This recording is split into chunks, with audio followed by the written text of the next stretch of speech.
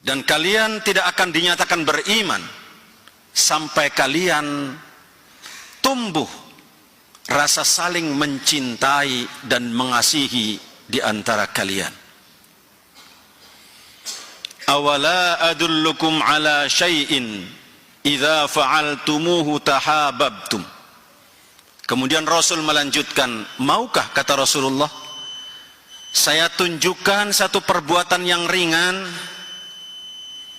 yang apabila kalian mau mengerjakannya, tahabbtum, niscaya akan tumbuh rasa saling mencintai dan mengasihi di antara kalian. Afsus salam, kata Rasulullah, sebarkanlah salam. Salam yang seperti apa yang akan menumbuhkan rasa saling mencintai di antara kita? Bukankah selama ini kita sudah terbiasa menyampaikan salam, baik kepada orang yang kita kenal maupun kepada orang yang tidak kita kenal?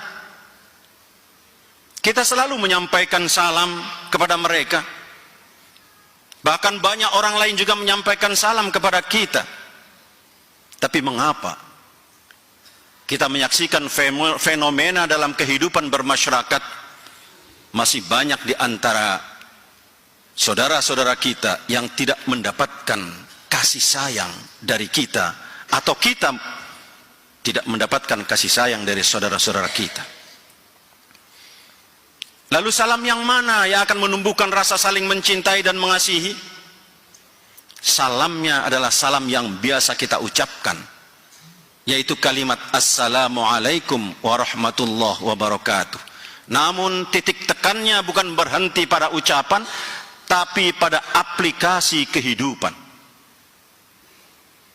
Hadirin rahimakumullah, paling tidak ada 3 kata yang coba kita gali untuk bisa kita terapkan dalam kehidupan sehari-hari dari kata salam yang sering kita sampaikan kepada orang lain. Pertama, kata assalam. Ketika kita bertemu dengan orang lain, kemudian kita menyampaikan salam lebih dahulu dengan ucapan assalamualaikum,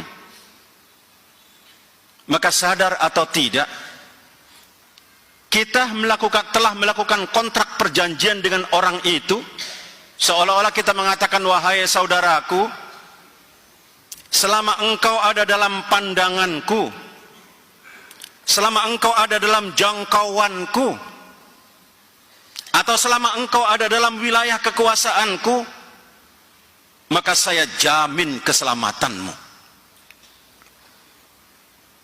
Harus namanya salam sejauh itu kita mampu menjamin keselamatan dalam bentuk aplikasi kepada orang lain. Atau ada orang lain yang memberikan salam lebih dahulu kepada kita dengan ucapan assalamualaikum. Sadar atau tidak bahwa orang tadi telah melakukan kontrak dengan kita, seolah-olah dia mengatakan, wahai saudaraku, selama engkau ada dalam jangkauanku, maka saya jamin keselamatanmu. Karena itu hadirin rahimakumullah, sungguh ironi kalau ada orang masuk ke dalam rumah orang lain, mengetuk pintu, kemudian mengucapkan salam, tapi begitu ada di dalam rumah orang itu, dia lakukan kezoliman. Atau ada orang yang berdiri di atas mimbar seperti ini, diawali dengan kalimat assalamualaikum, tapi kemudian ucapannya tidak mampu menjamin keselamatan orang lain. Maka salam yang harus kita sebarkan adalah bagaimana upaya kita untuk menjamin keselamatan orang lain.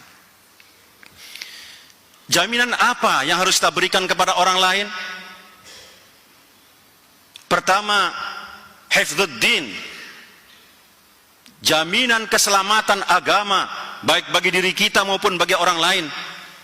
Kita wajib menjamin keselamatan agama, dan kita nggak boleh mengganggu agama dan keyakinan orang lain. Yang kedua, hifdzun nasab, menjaga keturunan. Itulah sebabnya kita dilarang untuk berzina, karena keturunan adalah merupakan kehormatan. Yang ketiga, hifdzul mal, menjaga harta benda kita. Itulah sebabnya kita dilarang mencuri. Yang keempat, hifdzul aql, menjaga akal kita. Itulah sebabnya kita dilarang untuk merusak akal kita, apakah melalui bacaan-bacaan yang akan merusak pikiran kita, atau bahkan melalui minuman-minuman yang memang akan merusak pikiran kita. Kita diajarkan untuk itu semua, untuk menjamin keselamatan ini. Sehingga ketika satu di antara kita saling menjamin keselamatan, akan tercipta kedamaian di antara kita. Lalu kalau ada orang lain yang sudah memberikan jaminan keselamatan bagi diri kita, atau kita telah memberikan jaminan keselamatan pada orang lain, apa kewajiban kita terhadap orang yang telah memberikan jaminan keselamatan pada diri kita? Al-Quran mengajarkan, wa idza huyyitum bitahiyyatin fahayyu bi ahsana minha aw rudduha. Kalau engkau telah diberikan penghormatan, huyyitum, penghormatan, dan para mufassir mengatakan huyyitum ini adalah assalam, yang berarti kalau kita telah diberikan jaminan keselamatan oleh orang lain, maka Allah membimbing, fahayyu bi ahsana minha aw rudduha, maka balaslah keselamatan itu, balaslah jaminan keselamatan yang orang lain berikan pada kita, bi ahsana minha, dengan balasan jaminan keselamatan yang lebih dari orang lain yang berikan kepada kita. Kalau saja kita tidak mampu memberikan jaminan yang lebih dari yang orang lain berikan pada kita, Allah kemudian memberikan batas minimal, aurudduha, kata Allah, minimal sama dengan yang orang lain berikan pada kita. Subhanallah, begitu mulia nilai salam dalam kehidupan kita, yang harus kita terapkan dalam kehidupan kita sehari-hari. Apakah cukup dengan memberikan salam? Ternyata tidak. Maka ada kalimat yang kedua, yaitu rahmah. Assalamualaikum warahmatullah. Kalimat rahmat. Setelah kita memberikan jaminan keselamatan pada orang lain, maka segera kita menyebarkan rahmat bagi orang lain. Rahmat yang mana yang harus kita sebarkan kepada orang lain? Rahmat yang pernah dititipkan oleh Allah Subhanahu wa ta'ala kepada setiap nurani kita di dunia ini, untuk kita sebarkan kepada orang lain. Ketika Allah menciptakan langit dan bumi, berbarengan dengan itu Allah menciptakan 100 macam rahmat. Satu rahmat diturunkan oleh Allah ke bumi, dititipkan kepada setiap yang memiliki nurani untuk disebarkan kepada yang lainnya. Kalau kita pernah menyaksikan seekor ayam betina yang pengecut, lari kalau ada orang lewat, tapi satu ketika saat di bawah sayapnya dia sedang melindungi anak-anaknya, maka ketika dia ada orang lewat di depannya, orang itu akan diserang oleh ayam tadi. Kenapa demikian? Karena ayam merasakan ada titipan 100 rahmat yang dititipkan oleh Allah kepadanya untuk disebarkan kepada yang lainnya. Atau kita menyaksikan seekor harimau yang buas dan ganas, saat dia melahirkan anaknya, kita menyaksikan harimau itu menjilati anaknya dari mulai ubun-ubun sampai ke tengkuknya. Karena harimau merasakan ada titipan 1/100 rahmat yang diberikan oleh Allah kepadanya. Atau mohon maaf, kita menyaksikan seorang kakek yang sudah tua di rumah sakit, menunggui cucunya yang sedang dirawat di rumah sakit, dan kakek itu berharap agar cucunya kembali menjadi sehat, maka dia korbankan apapun, bahkan rela tidak makan demi menyisihkan dana untuk kesehatan cucunya. Itu adalah gambaran titipan 1/100 rahmat yang dititipkan oleh Allah kepada seorang kakek tadi. Sayangnya hadirin rahimakumullah, manusia berbeda dengan binatang. Banyak manusia yang gagal mempertahankan titipan 1/100 rahmat ini, sehingga kita menyaksikan dalam kehidupan kita bermasyarakat, suami yang menyakiti istrinya, istri mengkhianati suaminya, majikan menyakiti pembantunya, pembantu mengkhianati majikannya, atau bahkan banyak orang tua yang membunuh anaknya yang masih kecil. Itu semua gambaran hilangnya titipan 1/100 rahmat yang dititipkan oleh Allah kepada setiap nurani kita. Kita patut bersyukur kepada Allah. Allah kemudian memberikan fasilitas kepada kita untuk mengembalikan fitrah rahmat tadi melalui ibadah-ibadah yang diberikan oleh Allah Subhanahu wa ta'ala.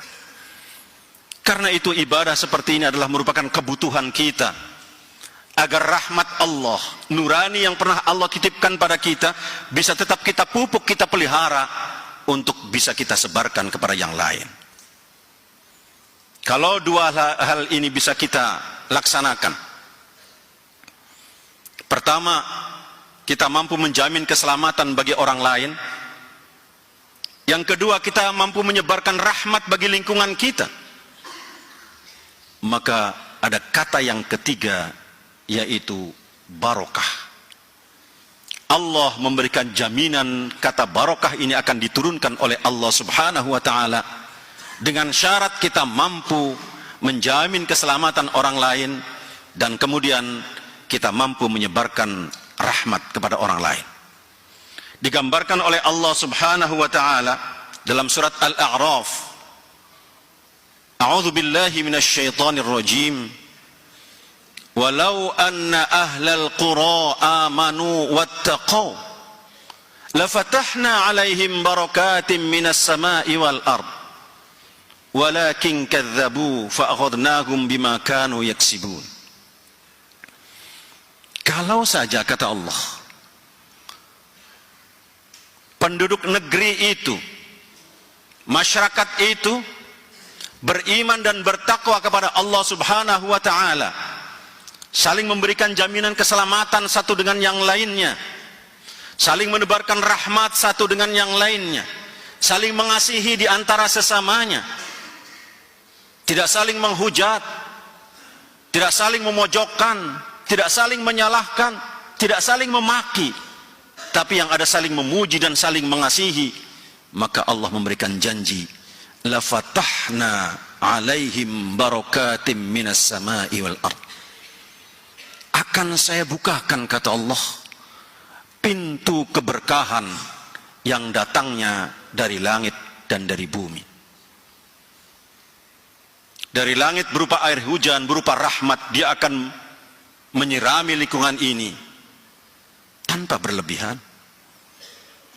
Dari bumi yang tumbuh adalah pohon-pohon dan buah-buahan yang akan memberikan jaminan kesejahteraan bagi lingkungan kita. Walakin kadzabu, tapi sungguh sangat disayangkan, kata Allah, mereka lebih suka mengambil jalannya sendiri, mendustakan ajaran-ajaran ini sesuai dengan keinginan dan hawa nafsunya masing-masing. Karena itu hadirin rahimakumullah, untuk membangun lingkungan yang aman adalah merupakan tanggung jawab kita sebagai orang yang beragama.